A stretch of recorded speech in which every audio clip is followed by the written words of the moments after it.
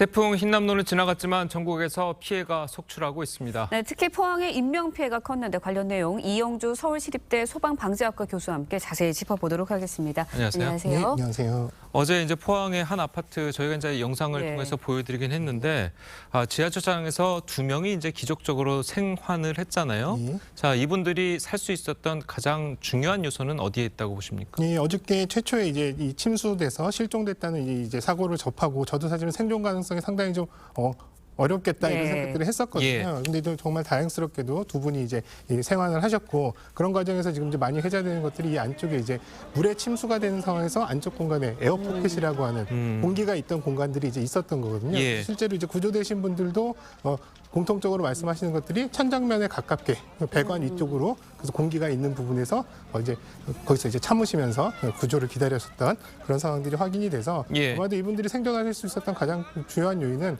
그 안에 침수된 공간 안에 차여 있던 공기 주머니 에어포켓이 있었기 때문이다라고 이제 좀 확인이 되고 있습니다. 네, 예. 정말 영화 속에서나 일어날 법한 일이 일어났지 않나라는 생각이 드는데 에어포켓이 이런 상황에서 얼마나 중요한 역할을 하는 겁니까? 실제로 이제 공간 안에 물이 찬다, 또 제한된 공간 안에서 물이 찬다고 했을 때 가장 중요한 건 사람이 그 안에 생존을 할 수 있는 건 이제 산소가 계속 예. 공급이 돼야 되는데요. 예. 물이 차면서 최적상으로 이제 공기가 빠져나가면서도 물이 이제 공기가 없어지는 상황, 또 이제 사람이 물 안에 이제 익수가 되는 예. 이제 빠져서 숨을 못 쉬는 상황 이렇게 될 텐데요. 어쨌든 공기 주머니가 있는 것은 사실 우리가 산소통을 일시적으로 쓸 수 있는 산소통을 가지고 있다는 거랑 동일하거든요. 그렇기 때문에 에어포켓이 사실 이분들이 생존하는데 굉장히 절대적인 역할을 했었고 예. 이런 부분이 있었다는 게 굉장히 좀 그나마 다행스러운 일이었다라고 생각이 됩니다. 예, 네. 이분들이 어쨌든 뭐 생존에 대한 지식을 뭐 전문적으로 받은 분들이 아니기 때문에 에어포켓의 존재 여부를 찾아다니지는 않았을 테고 그래서 천장에 자연적으로 생긴 에어포켓들이 곳곳에 있었을 텐데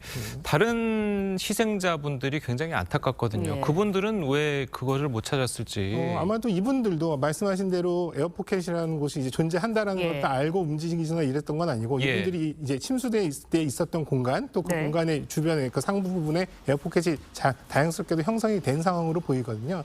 다른 지금 이제 실종자 사망자로 확인된 분들 같은 경우도 아마도 바로 이런 에어포켓이나 이런 부분에 이제 좀 접근할 수 있으셨다면 오히려 조금 이제 생존하실 수 있는 가능성이 더 높았을 텐데 우연찮게도 이제 이 두 분한테는 이런 부분들이 어떤 공간적인 어떤 기회가 제공이 됐던 것이 아닌가. 다른 분들도 사실은 좀 어떻게 보면 안타까운 부분은 있습니다. 예. 네, 애초에 이제 주차장에 들어갈 때 차들이 이렇게 많이 있었고 물이 그렇게 많이 차 있지 않은 상황이었는데 이렇게 순식간에 물이 불어나고 인명 피해가 이렇게 많이 늘어날 수도 있는 건가요?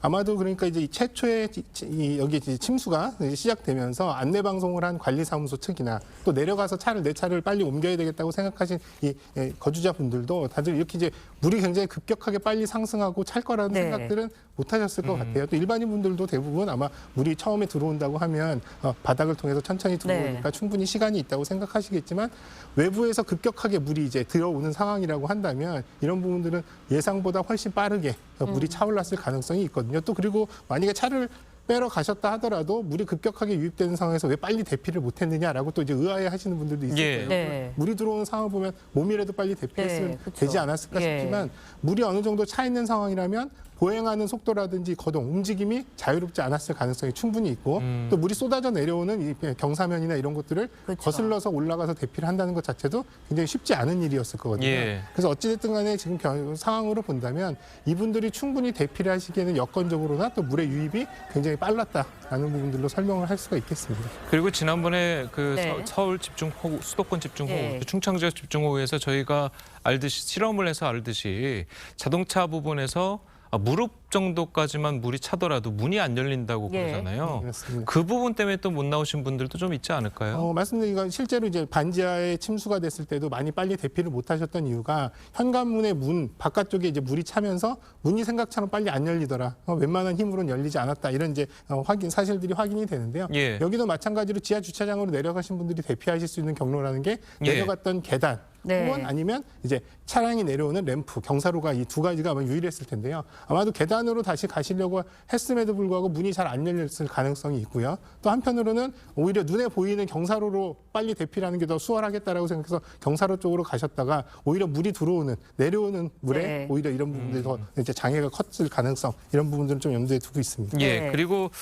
처음에 구조됐던 그 30대 남성분 그 상의를 탈의하고 나오셨잖아요. 네. 그분의 이제 언론 보도를 보면 그 온도를 보존하기 위해서 신체 체온을 보존하기 위해서 탈의를 했다라고 하는데 그게 맞는 건가요? 보통 이건- 우리가 생각했을 때 네. 옷을 입어야 좀 따뜻할 예. 것 같은데. 근데 이제 문제는 옷이 이제 젖은 옷인 경우에는 예. 오히려 몸의 온도를 직접적으로 피부에 닿기 때문에 온도를 낮출 수 있는 가능성이 있어서 아마도 이분 같은 경우는 에어포켓의 상당 부분 몸이 노출돼 있는 상황, 그러니까 물속에 젖어 있는 상황이 아니었을 가능성이 있거든요. 그렇기 때문에 만약에 에어포켓 위쪽으로 몸이 나와 있는 상태라면 예. 굳이 옷을 입어서 찬물에 젖은 옷을 체온을 오히려 더 낮출 수 있는 가능성들을 배제하기 위해서 아마 이제 옷을 벗었던 걸로 보이는데요. 네. 아마도 이제 대부분은 그래서 일단 물속에 들어가 있는 상황, 옷이 젖은 상황이라면 물속에 있는 상황이라면 옷을 벗든 입든 크게 상관은 없습니다만 물 밖에 나온 상황이라면 젖은 옷을 입었을 때 오히려 더 체온을 낮추는 그래서 저체온증이 올 수 있는 가능성들 이런 부분들이 있습니다. 예. 네, 일단은 포항에서 유난히 피해가 컸던 것 같습니다.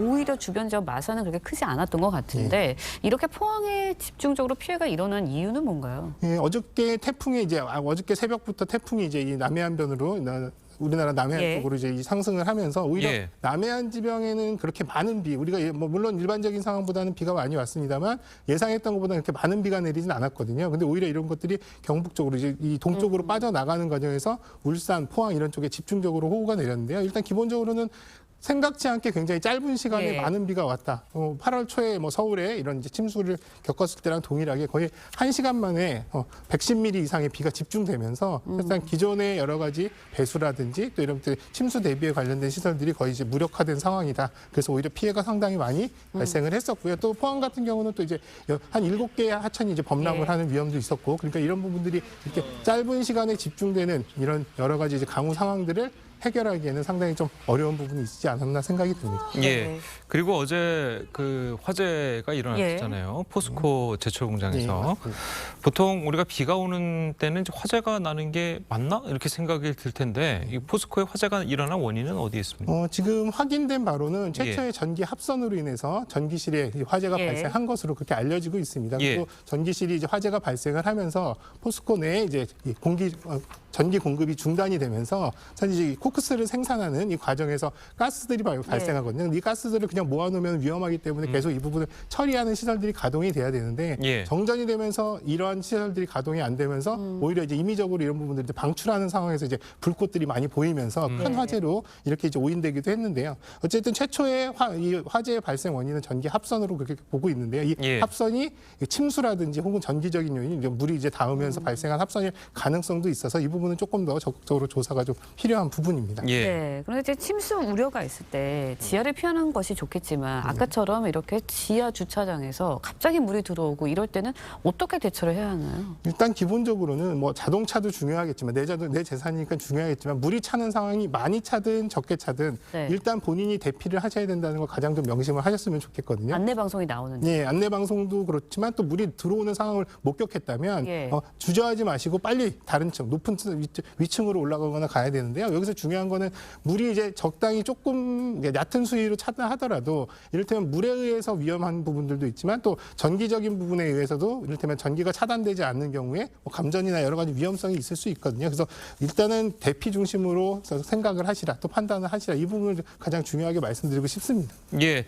자, 포항 얘기를 좀 다시 좀 해보도록 네. 하겠습니다. 자, 포항시 같은 경우에는 지금 뭐 피해를 굉장히 많이 받았기 때문에 아파트뿐만이 아니고 뭐 상인 뭐 엄청 피해를 네. 입었잖아요. 그래서 이제 특별 재난 지역으로 선포를 이제 건의를 할 예정이라고 하는데 이거 말고도 이제 지자체 차원에서 할 수 있는 게 뭐가 있을까요? 일단 뭐 신속한 복구 뭐 이런 것들은 또 이제 피해 조사를 통해서 이런 부분들이 이제 공적인 영역에서 복구를 해야 되는 부분들, 또 예. 개인 영역에서 이제 사적 시설에 대한 부분들의 복구, 또 그 지자체나 정부에서 할 일들은 뭐 재난지원금을 주거나 또 공적 지원금을 이제 공적으로 이런 부분들이 지역에 대한 어떤 이 복구가 이루어진다 하더라도 사실 이제 사적 재산에 대한 부분들은 상당히 좀 외면돼 있는 부분들이 사실이거든요. 그래서 예. 이런 지역 주민들이나 이런 분들이 이를테면 다시 생활로 돌아올 수 있게끔 지원하는 이런 방법들을 좀 면밀하게 고민을 할 필요가 있고요. 당장은 일단 침수된 지역이나 침수된 가옥에 계신 분들은 사실 임시 주거시설에서 이제 당분간은 지내실 수밖에 없거든요. 그래서 이런 분들이 임시적으로 지내는 생활 여건이라든지 이런 부분들, 개인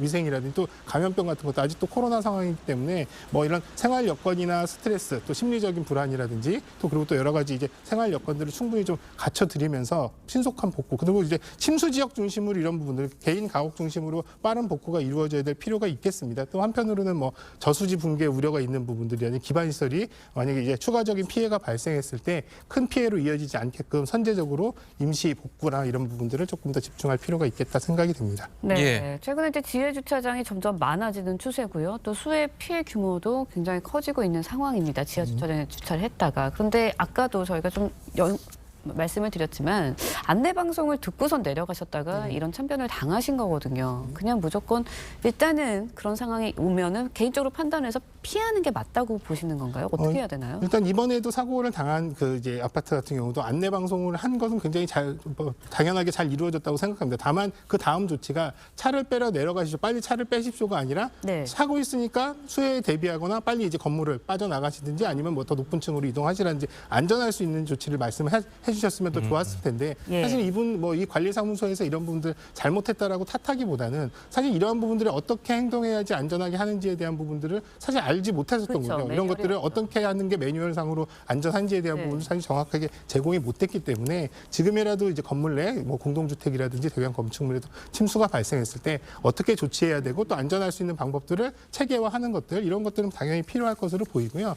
예, 또 건물의 시설적으로는 뭐 차수판이라든지 모래주머니라든지 이제 물을 막을 수 있는 이런 시설들을 설치하게끔 하는 것들 이런 것들은 뭐 지금 현재도 서울시 같은 경우는 일부 이제 구에서 조례로도 지정이 돼 있긴 합니다만 예. 강제 사항은 아닙니다. 다만 이런 부분들을 그럼 다 법으로 설치하게끔 하느냐라는 것들은 또 다른 얘기거든요. 왜냐하면 차수판을 설치하라고 하더라도 비가 왔을 때 정말 적정한 미리 사전적으로 누군가는 설치를 해놓고 대비를 해야 되는데 단순히 설치하라고 한 것만으로 다 안전해지는 상황은 아니기 때문에 설치에 필요하다면 침수 지역이나 이렇게 이제 물이 유입됐을 때 대규모로 피해를 입을 수 있는 건물 네. 중심으로 차수판 설치를 일부 의무화하는 것들 또 그리고 차수판 설치에 더해서 치수에 관련된 이런 이제 침수 대책에 대한 부분들을 좀 관리를 철저히 할 수 있게끔 하는 제도들을 운영할 필요는 있겠다 생각이 됩니다. 예, 예. 알겠습니다. 자, 오늘 교수님 말씀 여기까지 듣겠습니다. 잘 들었습니다. 고맙습니다.